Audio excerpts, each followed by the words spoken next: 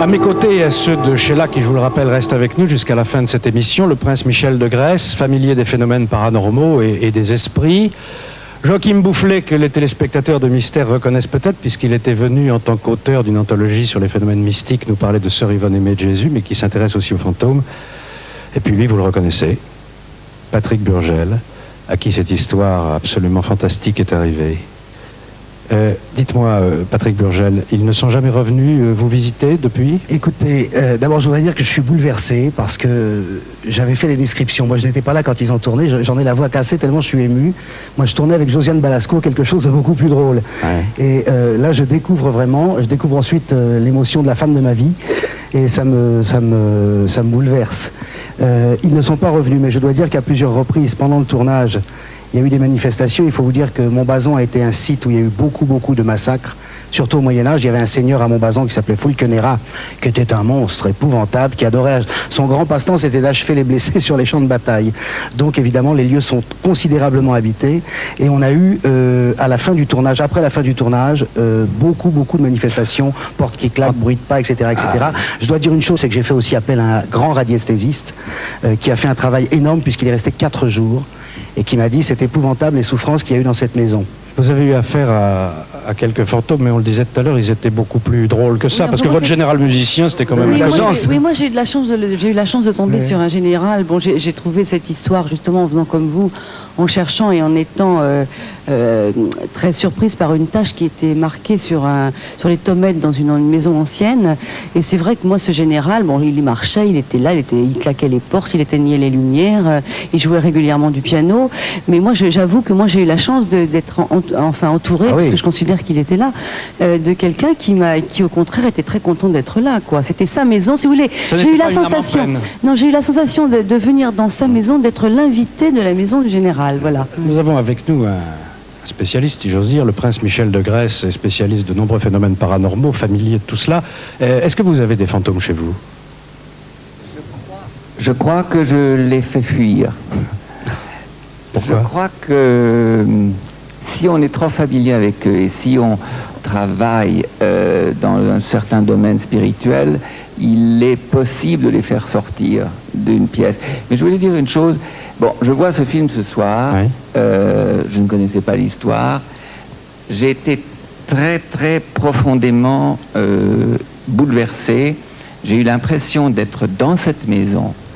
Et je dois vous dire, monsieur, pardonnez-moi, mais je ne crois pas que c'est fini. Moi, j'espère que si. J'ai l'impression, si vous voulez, qu'un travail considérable a été fait de libération. J'ai l'impression qu'il faut encore faire travailler dessus. C'est fort possible. J'ai vu la photo de la maison avant l'émission. On a eu des manifestations. Tout de même, je trouve que c'est très fort. Et il y a un contraste entre deux directions. Ces gens étaient des gens de bien. Ces gens étaient bons, charitables, généreux. Donc, tout ce qu'ils ont dégagé toute leur vie et eux-mêmes les attire vers l'éternité pour être libérés, n'est-ce pas? C'est évident. Absolument. Mais la somme de souffrance et de violence qui s'est passée dans ce lieu qu'on sent à voir la photo, n'est-ce pas? C'est tellement épouvantable, ils ont tellement subi que ça les retient encore, à mon avis. Vous pouvez nous parler un petit peu de vos fantômes à vous? J'en ai trouvé un, mais c'est moins tragique. Enfin, c'est assez tragique, mais c'est moins. Vous partagez avec Sheila de fréquenter des fantômes comiques? Non, mais j'ai sorti un livre récemment qui s'appelle La Bouboulina, qui est sur une héroïne grecque. Et le point capital et crucial des recherches, c'est que personne ne savait, elle est morte dans l'île de Spetse, qui est une île grecque, et personne ne savait dans quelle maison elle avait été assassinée. Eh bien, c'est elle qui me l'a fait trouver. J'étais vraiment désespéré, je lui ai dit, écoutez, vraiment, je n'arrive plus à savoir, maintenant j'écris sur vous, maintenant vous allez me mener à la maison. Bon. Et je suis parti, il y avait plusieurs personnes avec moi, je ne sais pas très bien, j'ai abouti devant une maison qui était en réparation. C'est son fantôme qui vous l'a dit? Je l'ai poussé, presque traîné. Oui. Et bon, j'ai dit à qui à cette maison. Donc vous communiquez avec eux? Oui, ils communiquent avec moi. Oui. C'est différent. C'est eux qui décident. Je pense que oui. Et j'ai demandé, après j'ai fait des recherches et c'était en effet la maison. Est-ce que vous savez donc qui ils étaient de leur vivant et pourquoi ils sont chez vous donc? Pas toujours, mais on peut faire Vous savez, je crois qu'on peut communiquer avec les fantômes, non pas pour le plaisir uniquement de raconter une belle histoire ou intéressante ou terrifiante, mais je pense qu'on a pouvoir ou possibilité uniquement dans un but.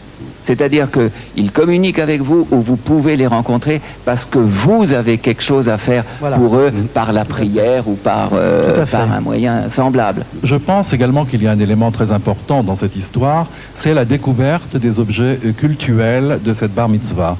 Et peut-être est-ce la première étape. Il fallait que ces objets soient restitués à leur propriétaire. Et c'est un peu dans ce sens que j'interprète cette intervention des fantômes. Un fantôme, c'est une personne défunte qui communique surnaturellement avec les vivants. Mais peut-être ce qui a été vu n'est pas un état actuel dans lequel ils se trouvent. C'est peut-être leur histoire qui a été montrée. Mais on ne sait pas ce qu'ils sont et où ils sont maintenant. Il y a une question quand même qui se pose, Joachim Boufflet. On a le sentiment qu'il y a fantômes, entités, esprits, enfin qui demeurent dans les lieux où il y a eu des choses tragiques et beaucoup de douleurs et de souffrances, uniquement justement quand il y a drame. Il faut qu'il y ait un drame pour qu'il y ait des âmes en peine. Très souvent, mais pas nécessairement, parce que vous avez quand même des interventions d'un autre ordre, qui sont aussi des interventions de défunts.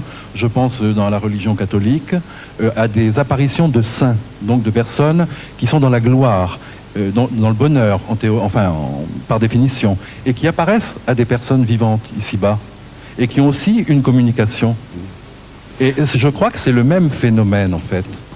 Quand on est le témoin d'apparitions de ce genre, dans une maison, c'est-à-dire des apparitions plutôt angoissantes, je ne parle pas du général musicien de Sheila, qui avait l'air d'être un comique, qu'est-ce qu'il convient de faire pour eux à ce moment-là? Il faut d'abord bien prendre conscience que ce sont des âmes en peine, et il n'y a qu'une chose à faire, c'est quoi? C'est la prière. Moi, je dirais, si vous me permettez... Mais je vous en prie, au contraire, j'ai besoin de conseils là-dessus. La première chose, c'est de ne pas avoir peur. Je crois que c'est essentiel. Et il ne faut pas... Vous êtes obsédant, si vous voulez, je me suis très vite habitué. Parce qu'au fond, finalement, vous aurez toujours le plus fort. Parce que si on entre dans un domaine spirituel et compris, quelque Dieu que ça soit, je veux dire, le vôtre, le mien, je crois que c'est toujours positif. Et c'est la seule façon, non seulement de se protéger contre eux, mais aussi de les aider et de les faire partir. Ce qui est curieux quand même, c'est que ces phénomènes sont apparus quand moi, premier juif à habiter la maison, qui a 100 ans, plus de 100 ans cette maison, j'ai planté ma mezouza sur le chambranle de la porte, qui est le signe de Dieu sur la porte de la maison, quoi, je veux dire. Les précédents propriétaires, ceux d'avant et ceux d'avant, étaient des catholiques. Ouais. Patrick Burgel, il faudra nous dire si ce que disait Michel de Grèce tout à l'heure se réalise. Il pensait que vous n'en aviez pas terminé avec cette affaire. Reverrez-vous un jour Simon, son épouse et sa fille. Bon, messieurs, je vous remercie. Et Mystère continue toujours d'ailleurs avec la mémoire des choses.